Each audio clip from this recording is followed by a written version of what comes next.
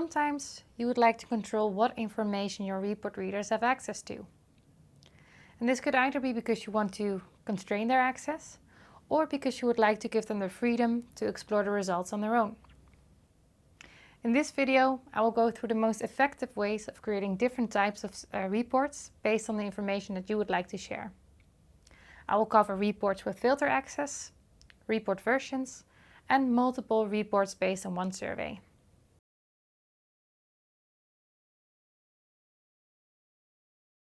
Enalyzer allows you to filter your reports based on various criteria, such as questions, time, or background variables. This allows you, and also others, to explore the data more comprehensively and gain some deeper insights. Imagine adding a filter to your employee engagement report, based on the variable employment type. This would allow your readers to make their own selections, so they could either look at the total results or, for example, filter down on full-time employees or student workers. This way, it will empower them to go through the data and based on their own specific needs. When sharing reports, it's crucial to assess which filter access your audience truly needs to understand the results. They shouldn't get access to any confidential, sensitive, or irrelevant data. And also keep in mind that giving access to too many filters can also be overwhelming. For employee surveys, top management might need access to all filters, such as employment type, seniority, or department. On the other hand, department managers shouldn't be able to filter on the results of other departments. In that case, it might be better to use report versions instead of report filters.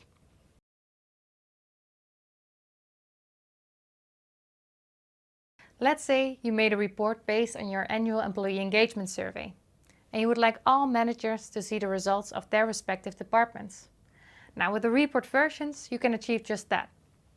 So, report versions are, as the name indicates, a number of versions of the same report, but then with different filter settings, so you can share them with different people. Report versions are also incredibly efficient. Once you have your main report in place, you can easily create versions and also assign readers in bulk using CSV files. This way, you can easily create hundreds of versions in minutes, saving you time and effort. With report versions, you can make changes to the main report, such as adding or deleting a graph, after which the changes will automatically be updated in all the different report versions. So it's actually a really great way of streamlining your reporting process. However, if you require different charts and layouts for all your different versions, then creating multiple reports based on one survey might be a better option.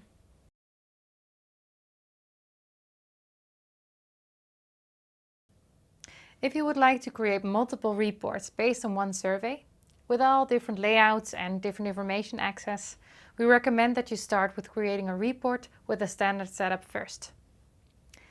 Then, instead of making the report versions like earlier discussed, we recommend that you make copies of this report, after which you customize each copy to avoid starting from scratch each time.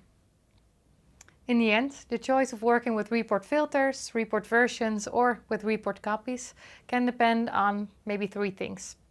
How many reports are you going to make? How identical are they going to be? And to which information do your readers need access to?